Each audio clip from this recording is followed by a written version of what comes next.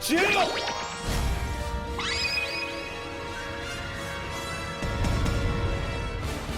미련님은 전투기. 네.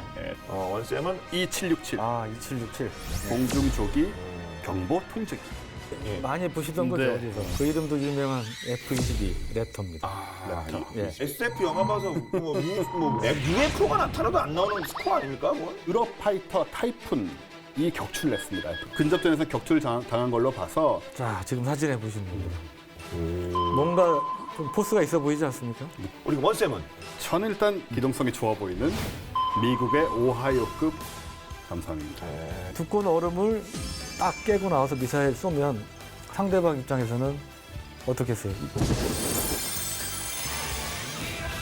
혹시 그럼 뭐 하도만 여기저기 다니셔서 그런데 혹시 예. 그 잠수함도 한번 바다에 들어가 보셨나요? 예, 제가 우리 잠수함, 우리 이제 209급이라고 불리는 작은 재래식 잠수함도 타봤고요. 네. 그다음에 말씀드린 오하이오급. 저희 잠수함 타보셨어요? 오하이오급을 바로 러시아 건 안 타셨죠 아직? 러시아 건 안 타셨죠? 전못 타봤는데. 냉전 시대는 아닙니다만 러시아 건 안 타신 거죠? 이것도 비밀인데. 러시아의 킬로급이라고 재래식 잠수함이 있어요. 네. 그것도 제가 한번 들어가 본 적이 있습니다. 예. 1993년도에 네. 제가 신분을 속이고 한번 들어가 본 적이 있어요. 이거는 이거 다음에 패널 바뀌는 거 아니에요? 방송에 나가는 얘기인가요, 이거? 오하이오 바로 그 함을 제가 2007년도에 네. 부산에 왔을 때 예. 타본 적이 있어요. 토마호크 미사일 무려 154발을 네. 탑재한 이제 순항 미사일 탑재 잠수함이었는데 작은 잠수함, 재래식 잠수함을 갖고 있는 우리 입장에서 굉장히 부러운 예, 그런 느낌이 들었습니다. 아 그렇군요. 지금 탑재되고 있는 2 같은 경우에는 사정거리가 11,300km나 돼요. 이 얘기는 태평양을 다 건너간다는 얘기거든요. 예.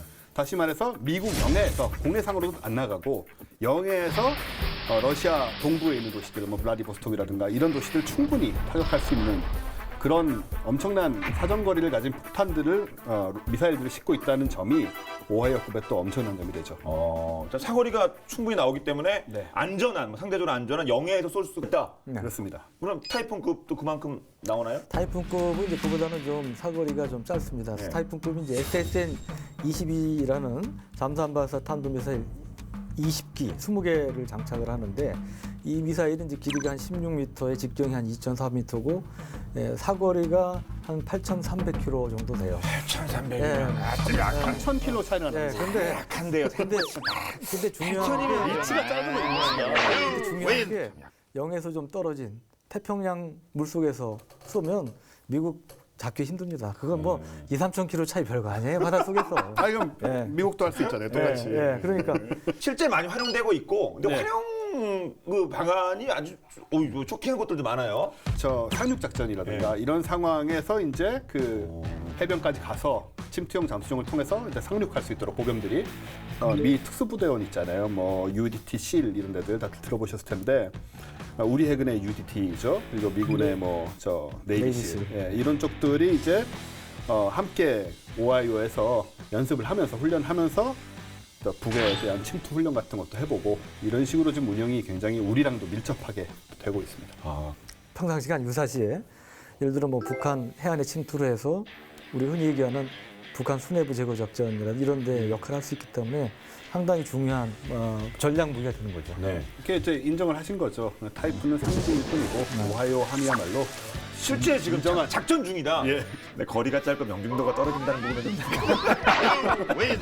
아 근데 그 핵미사일은 이게 어떻게 이게 터지는 거죠? 보통 이제 뭐 충격을 가해서 터진 것도 아닐 테고. 기본적인 원칙은 어떠냐면 이 방사능 물질들, 우라늄이든 뭐 플루토늄이든 이런 거 있죠. 그런 것들이 임계 질량이라는 게 있어요. 그냥 놔두면 그냥 여기서 방사능만 풀풀풀 뿜어져 나옵니다. 뭐 그것도 안 좋지만 터지진 않아요. 근데 임계 질량이 예를 들어서 뭐 우라늄 같은 경우에는 20 몇 킬로고 뭐 50킬로나 꽤 돼요. 플루토늄 같은 경우는 한 7, 8킬로. 훨씬 이제 정제된 거라서 가벼운 걸로 할 수가 있어요. 이거 두 개를 부딪히면 됩니다. 이렇게 뭉쳐 놓으면 얘네가 임기의 질량을 한 덩어리가 돼서 임기의 질량을 넘어서게 되잖아요. 그럼 폭발을 시작을 해요. 연쇄 반응으로. 그러니까 원리적으로 말하자면 폭탄 끝에다가 이 무게 두 개를 반반씩 놔두고 얘를 팡 터뜨려서 두 개를 딱 붙여놓으면 이게 터지는 겁니다. 뭐 우발적으로 뭐가 나거나 그러기는 어려운 상황. 예, 우발적으로 핵폭탄이 터지기는 쉽지 않습니다. 그런 적도 없죠. 미국이 과거에는 B-52 폭격기 예, 들어보죠. 거기에 수소폭탄 같은 엄청난 무기를 싣고 가다가 비행기 추락한 적이 있어요. 그러면 아 진짜 딱 그렇군요. 그 상황에. 예. 그러면 우리 상식적으로 보면 야 핵폭발 일어나는 거 아니야? 근데 핵폭발 안전장치가 몇 단계 안전장치에 대해서 폭발이 일어나지 않았고요. 다만 이제 거기 방사능 물질들이 또 회수하느라고 상당히 이제 곤욕을 치른 적이 몇 차례 있죠. 그 자체에서 방사물질이 나오고 있기 때문에 네. 터지지 않더라도 네. 전함 야마토 뭐 진짜 역사상 제일 큰 거함이 뭐가 있습니까? 한 방에 갔는데 그러니까 쓸모라는 게 현실적으로 그거 사실 쓰면 안 되는 거 아닙니까? 그 정도 되는 규모는. 네. 타이푼이나 오하이급 무기는 절대 사용되면 안 되죠. 네. 미사일이 한 발에도 사용되는 그 자체가 그렇습니다. 인류의 비극이 될 테니까요. 예. 뭐 명중률이라고 그러나요? 정확도? 그래서 정확도는 아무래도 미국 오하이오가 낮습니다. 미세가 낮습니다. 저는 제가 이거 뭐 아니고 뭐 제가- 멀리 쏘고 정확하게 쏘고 근데 멀리 쏘고 쓰지만 잘 안 맞아야 되는 거 아닙니까? 인정. 그러니까 제가 이거 오하이급 데려온 거죠. 한판 승부인데요 이거? 인정.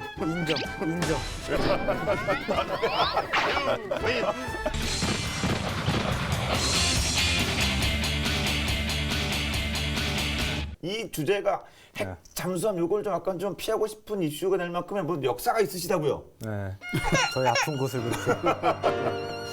제가 사실은 한 12년, 2004년도에 기사를 하나 이제 쓴 게 있는데 우리나라도 이제 그 당시 정부에서 이 국산 그 핵추진 잠수함을 건조하려는 계획을 추진하고 있었어요. 근데 제가 그 은밀하게 추진했죠. 근데 제가 어떻게 그걸 알아가지고 먼저 기사를 썼는데 흔히 얘기하는 이제 특종 비슷하게 네. 기사 썼는데 그 기사 때문에 결국은 파문이 커서 그 계획이 무산이 됐다. 그래가지고 제가 뭐 매국노 소리도 듣고 하여튼 뭐 기사 쓰고 미국으로 망명했다는 얘기도 듣고 엠바고를 깼다 뭐 이런 비판, 뭐 비난 뭐 이런 것도 많이 받고 그랬는데 그 부분에 대해서는 제가 이제 좀 왜곡되거나 좀 와전된 부분이 적지 않아서 좀 아쉬움이 있습니다. 네. 근데 좀 많이 오해는 풀리셨으니까 여기도 출연하고 다 그러시나요?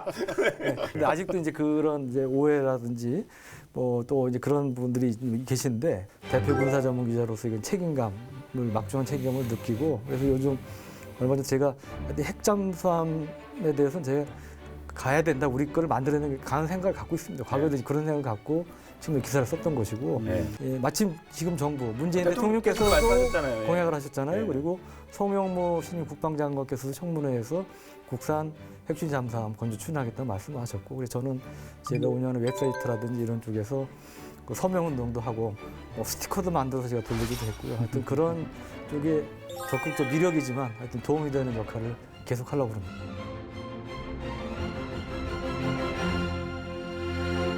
아, 근데 저도 대한민국 국민의 한 사람으로서 거기에 네. 서명운동에 저도 감사합니다. 예, 이름 적자 저도 당연히 참여해야 제가 배지도 만들 건데요. 다음에 제가 배지 나오면은 하나 드리겠습니다. 네. 같이 달고 이렇게 나오시면 어떡하십니까? 좋죠. 네. 네. 다 이렇게 나라를 위한 거 아니겠습니까? 네. 네. 침묵의 감시자로 핵무기를 탐지한 채로 전 세계를 누비는 핵잠수함, 뭐 타이푼급이든 오하이오급이든 그냥 존재만 있고 활용되는 일은 절대 없었으면 좋겠습니다. MS 지혜요! MS 지혜요!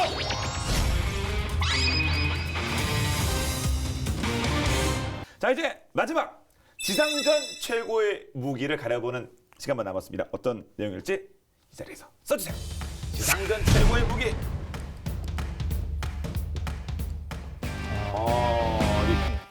갈렸습니다. 이번에 유 기자님은 전차 그리고 원쌤은 돌격소총. 전차 폼 나죠? 전차 앞에는 수식어가 붙죠. 뭐가 붙습니까? 지상의 왕자. 예. 예? 로마 시대도 전차가 있었잖아요. 배너 보면 배너에도 나오잖아요. 예. 근데 현대전에 있어서 전차가 위기 순간이 몇 번 있었어요. 예를 들어 1973년 4차 중동전 때 이집트가 구소련의 AT-3 사가 대전차 미사일이라든지 RPG-7 대전차 로켓 이런 걸 통해서 이스라엘의 전차 부대를 말 그대로 그냥 박살을 냈습니다. 그래서 수백 대의 전차가 파괴되고 이래서 이스라엘 전차 부대 거의 괴멸 상태에 빠졌어요. 그래서 이제 나온 얘기, 야 이제 전차의 시대는 갔다. 미사일 시대다. 그랬는데 지금도 보면 어느 나라든 지상군에서 제일 먼저 나오는 무기가 뭡니까? 전차 아닙니까? 그렇죠. 네, 그리고 제일 권위 있는 제2영감, 무기의 바이블이라고 불리는 제2영감에도 지상 무기에는 MBT, 주력 전차가 제일 중요한 비중을 차지하고 나옵니다. 그렇기 때문에 전 전차를 선택을 했습니다. 예, 죄송하지만 뭔 영감이요? 제인 영감. 그 할아버지 영감, 제인 연감. 예. 연감. 뭐나 못하는 영감, 뭔 영감님인가 했어요. 네, 제인 영감이라는 게 있군요. 제가 발음이 안 좋아서 죄송합니다. 제가 그걸 몰라갖고 예. 원쌤 돌격소총. 전차에 위기가 몇 번 있었다고 얘기하셨잖아요. 보병에게는 위기가 있었던 적이 없습니다. 보병이 필요 없다라든가 더 이상 보병의 시대는 아니다란 말은 나온 적이 없어요. 결국은 사람이 들어가서 적군을 섬멸하고 지역을 이제 차지하고 뭐 이런 역할을 할 수밖에 없다는 거죠. 전투의 종결을 확인하는 무기가 바로 돌격소총이다. 저도 보병 출신입니다만은 저희 그 긍지는 아무리 뭐 무슨 뭐 하늘에서 뭘 쏘고 뭐 미사일이 날아간다고 하더라도 깃발은 우리가 꽂는다. 바로 그거죠. 깃발은 태극기는 내가 보병이 꽂는다. 뭐 이런 작용이 있습니다. 뭐 다 마찬가지입니다. 그러니까 국군이 다 꽂는 건데. 자 그러면 그 중에서도 전차 중에서도 어떤 전차? 뭐가 갑오브 갑입니까? 이게 몇 년 전에 러시아 열병식에서 첫 등장한 아르마타라는 전차입니다. 이 아르마타는 이 플랫폼, 이 기본 그 하부 토대가 전차에만 쓰는 게 아니고 장갑차, 자주포에도 같이 쓸 수 있게끔 그런 호환성이 강합니다. 그래서 그런 것도 특징 중에 하나입니다. 이걸 전차 드러내서 자체. 딴 걸 놓으면 딴 게 되고. 전차 자체. 예. 아, 그 RT-14는 이제 분당 한 10발에서 12발 정도를 쏠 수 있는 용어로 2A 82 1M이라는 신형 125mm 주포를 장착을 하고 있고요. 과거보다 관통력이 한 30% 이상 높아진 걸로 그렇게 추정을 하고요. 그 다음에 스프린터라는 대전차 미사일을 쏠 수 있는데 한 11km까지도 날아갈 수 있는 걸로 되기 때문에 전에는 대전차 미사일도 보통 한 5에서 7km 이내였습니다. 사거리가. 아르마타가 미국의 신형 주력 전차보다 한 2배 이상 긴 펀치력을 갖고 있다. 네. 우리 유 기자님께서 이 사거리를 좋아하시는 것 같습니다. 그러게요. 앞서 뭐 F-22도 그렇고. 제가 키가 작아서 이거 짧잖아요. 그러니까 좀 기왕이면 보상력. 체급이 많이 차이가. 네, 그래서 이거라도 좀 긴 거를. 긴 거를 상당히 좋아하시고. 네. T-14 아르마타. 네. 요거 좀 아실 거 아니에요? 요거에 대해서 뭐 예, 좀 이렇게 좀 뭐 이렇게 반대 얘기하실 줄 아니면 뭐좀 네, 저는 그렇게 뭐 믿음이 안 가는 전차인데요. 믿음이 안 가요? 예, 왜냐하면은 리허설을 하던 중에 네.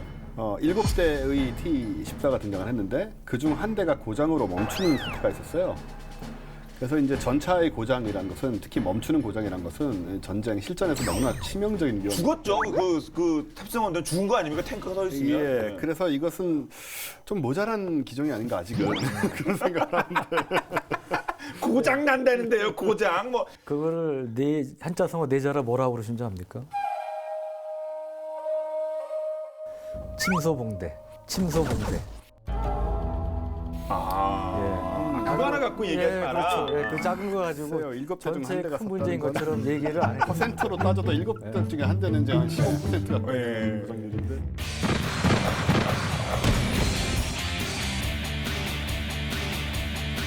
그 레이더도 장착을 하고 있어요, 전차에. 그래가지고 사방 360도를 감시를 해서 5km 이상 떨어진 데에서 날아오는 여러 가지 위협 같은 것을 이제 감지를 할 수 있고, 아프가니시라는 능동 방어 장치라는 게 있는데, 이건 뭐냐면 미사일이나 로켓이 날아오면 그거를 소극적으로 피하는 정도가 아니고 그걸 아예 때려잡습니다. 그 전투기나 이렇게 네. 무슨 뭐 에어포스 원이 하는 거 아닙니까? 그런 거 네. 뭐 피하고 뭐 이런 것들을 공격하고 하는 그러니까 거. 그게 이제 뭐 항공기에도 있지만 전차에도 요즘은 있어요. 그런 기만 그래요? 장치들이 뭐 미사일이라든지 미사일은 느리기 때문에 오히려 잡기가 쉬워요. 근데 적 포탄 같은 경우는 정말 엄청 빠르기 때문에 힘든데 그런 것도 이제 미사일 요격하듯이 날아오는 예. 적 전차의 포탄을 요격한다고요? 예, 무력한다는 거죠. 탱크가. 그래서 그 전문용어로 이제 하드키라고 그러죠. 직접 부딪혀가지고 네. 파괴한다든지 뭐 이런 방식이기 때문에. 네. 그럼 제 수준에서 아는 거는 이제 탱크가 자기를 방어하는 방법은 연막탄. 예.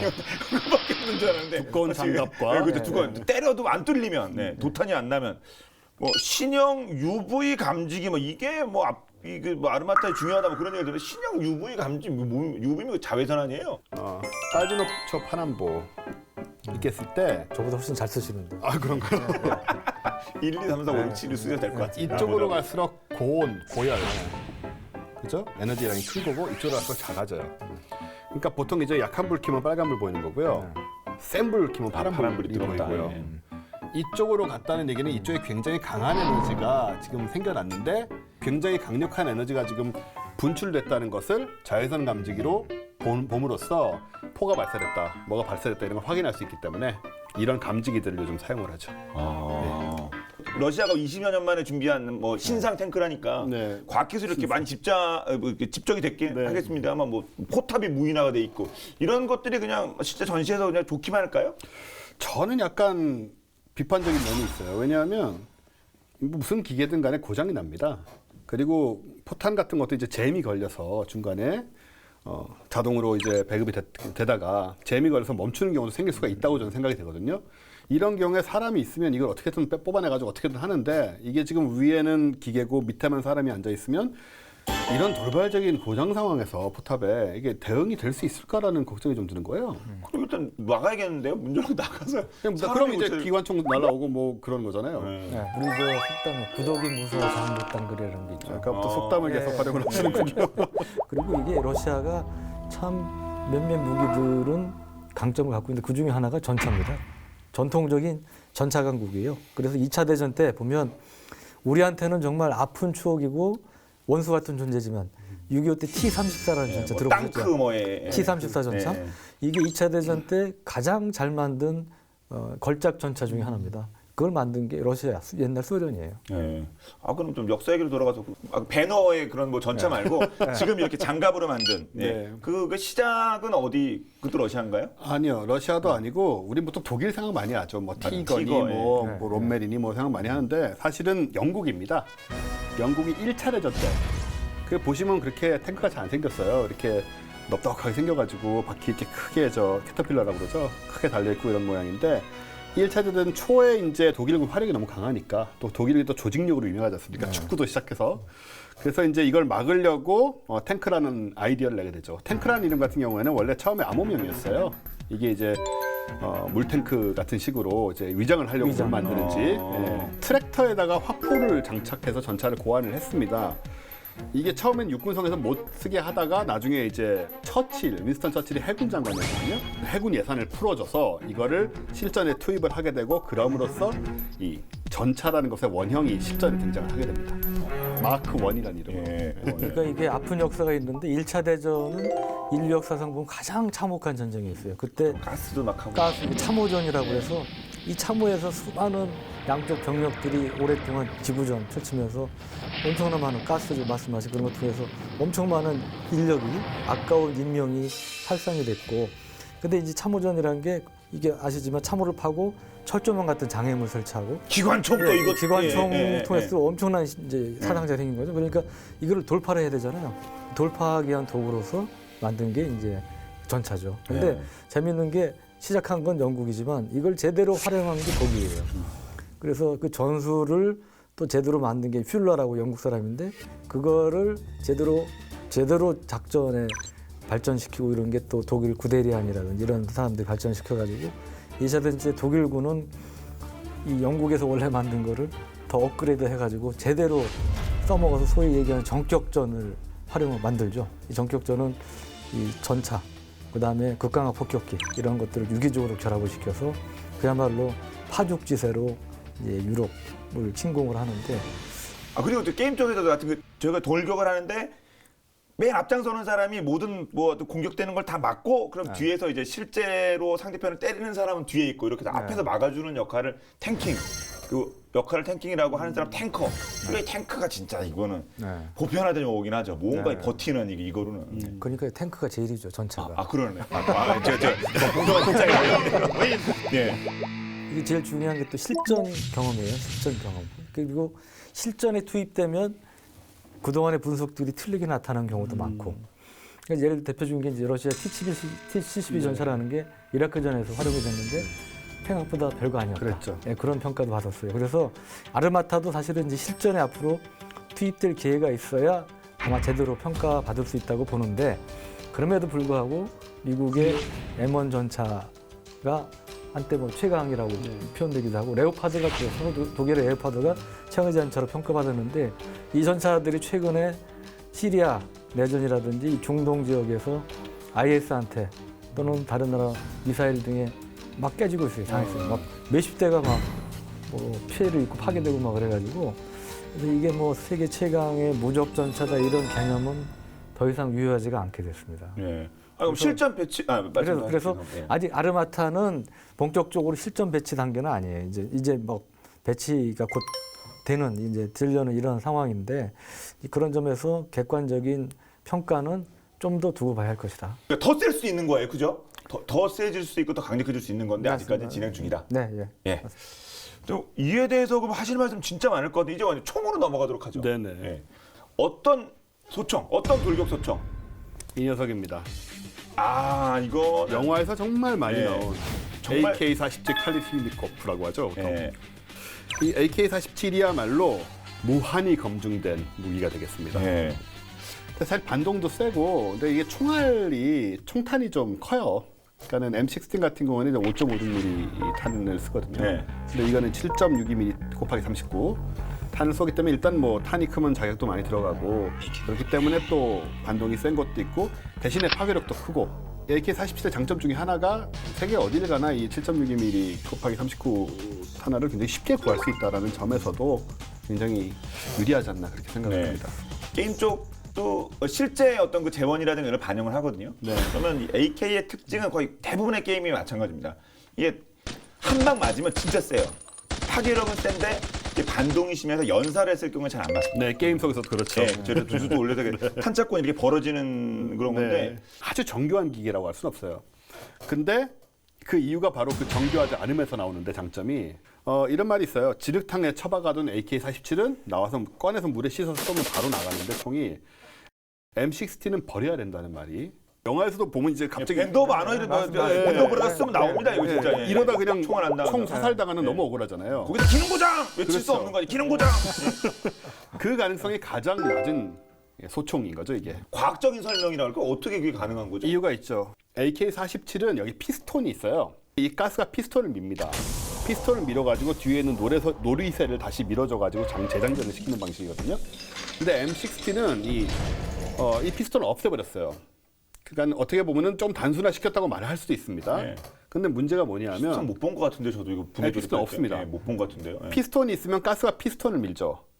근데 피스톤이 없으면 가스가 바로 놀이새를 밉니다. 그 얘기는 가스에 있는 불순물, 그름 같은 게 여기는 피스톤에 묻고 끝나는데 이건 네. 놀이새에 묻는다는 얘기예요. 그래서 여기가 더러워집니다. 그래서 시커멓게 그렇게 닦아야 되는 그래서 매번 닦아야 돼요. 이렇기 때문에 AK-47이 오히려 부품이 피스톤이 하나 더 있음에도 불구하고 훨씬 더 그 더러움에 이제 강한 거죠. 예. 과학기술의 첨단 이쪽은 가장 단순한 고정 없는 하여튼 그 부분 인정. 뭔가 있으니까 뭔가 있으니까. 북소련 무기 중에 특히 지상 무기 네. 중에 제일 유명한 게 AK-47. 그다음에 두 번째로 유명한 게 뭔지 아세요? RPG-7이라는 대전차 로켓입니다. 예. 아 영화에 나오는 거지. 예, 영화에 항상 RPG 나오는 이거 RPG 아닙니까? 항상, 예, 예. 예. 근데 그게 언제 나온 무기예요? 예? 1950년대. 50년대. 예, 50년대부터 본격적으로 만들어지고 사용되기 시작한 무기인데 벌써 70년 넘게 사용된다는 것은 그만한 60년 넘는 거죠. 그만한 의미가 있는 거예요. 단순하게 미학이라고 그럴까요? 네. 하여튼 뭐 그런 것이 러시아, 소련 지상군 무기들의 장점입니다. 예. 아, 근데 두 분은 되게 네. 사격 경험은 기초 훈련을 받으셨을 거 아닙니까? 네. 예. 저도 이제 기초군사훈련을 받으니까. 네. 근데 사실은 그때보다 제가 한 약 10년 전에 하와이에 가서 미국 이지스함을 타본 적이 있는데 그때 훨씬 아 진짜 이 분석이 예. 기자 좋은데요. 캐리바 50이라고 들으셨죠? 아 캐나바 저 예, 전문이라고 했죠. 저 예, 예. 승전 승전 포토대장, 포토 승전 그랬죠. 포토대장. 예, 예. 풍선을 이제 적 보트로 상정해서 저 멀리 띄워놓고 배가 움직이면서 쏘는 거예요. 그거를 1인당 100발씩 10명 중에 제가 2등을 했습니다. 깜짝 놀랐어요. 예. 그 현역 군인들하고 같이 쏘신 거예요? 같이 한 거죠. 그런데도 일어나셨다? 예, 예. 아 미군보다 잘 쏘신 거예요? 미군 해군보다요? 예, 예. 그래서 그 다음부터 미군들이 대하는 태도가 좀 달라지더라고요. 준열은 군사 전문 기자 하려면 사격도 이 정도는 해야 된다. 사실과 다른 얘기를 좀 하고. 네. 저는 사격 합법적인 경험이 있습니다. 연대식. 미필자임에도 불구하고 초등학교 아람단, 중학교 누리단, 고등학교 한별단인데 제가 중학교, 고등학교 누리단 한별단 했습니다. 6년 동안. 군부대를 그 어린날 군부대 들어가서 M16 사격을 시키더라고요. 참호에 들어가서 M16을 제가 직접 쐈습니다 그때. 실탄 사격을요? 실탄 사격을. 그때 그 반동이나 이거 만만치 않았을 때 어떠셨어요? 굉장히 무서웠죠. 그러니까 그 당시에 제가 6발인가 쐈고요. 그 다음에 고등학교 때 또 가서 그때는 한 20발 쐈습니다. 중고등학교 때 실사격을 하셨다는 걸 보면 어떻게 검증할 것도 없고 미군 부대에서 2등 하셨다는 얘기도 지금 검증할 방법이 없어. 저는 참 이거 기록지도 없어요. 바다에 표정상에서. 저는 아마 뒤져보면 그 육군 3사관 학교인데 기록지가 남아있을 수도 있습니다. 아니, 없습니다. 근데 뭐 총으로만 본다, 무기 자체로만 본다면 역시 뭐 새로운 총이 또 나올 거 아니에요. 그러겠죠. 뭐 저격총도 있고 뭐 네. 조준동단 그런 총이 다 나와도 역시 지상전 최고의 총은 AK-47이다.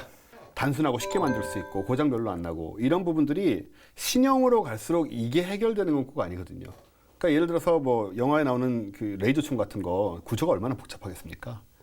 그러니까 이런 것들이 과연 이런 실제 전쟁 상황에서 하이테크가 그걸 해결해 줄 것이냐라는 생각을 해본다면 그런 전망이 그렇게 높아 보이지 않는다는 점에서 당분간은 AK-47이 최고일 것이다. 네. AK-47이 바꾼 어떤 뭐 정권이나 아니면 뭐 그 빼앗은 목숨이나 이런 걸 고려해 보면 그 기간까지 고려해 보면 사실 파급력은 다른 총이 나와도 이걸 좀 대체하기 어렵겠죠. 못 깰 거라고 저는 생각합니다. 네. 예, 핵무기보다 말씀하신 어떤 면에서는 더 큰 희생자를 낳은 대량살상 무기 그럴게요. 네. 아니겠어요? 네. 그러니까 그럼 이제 그 지상전에서는 그러면 뭐가 좀 T-14는 네. 검증도 아직 뭐 이렇게 작전 배치도 되지 않은 무기가 네. 뭐 중간에 저거는 뭐 계획이 중단될 수도 있고요. 그런 거 아닐까요? 네. 하여튼 그 하나는 이제 분명히 말씀드릴 수 있어요. AK-47이 T-14는 절대 뚫을 수 없다. 대전차도 못 뚫는데요. 예. 아, 이렇게.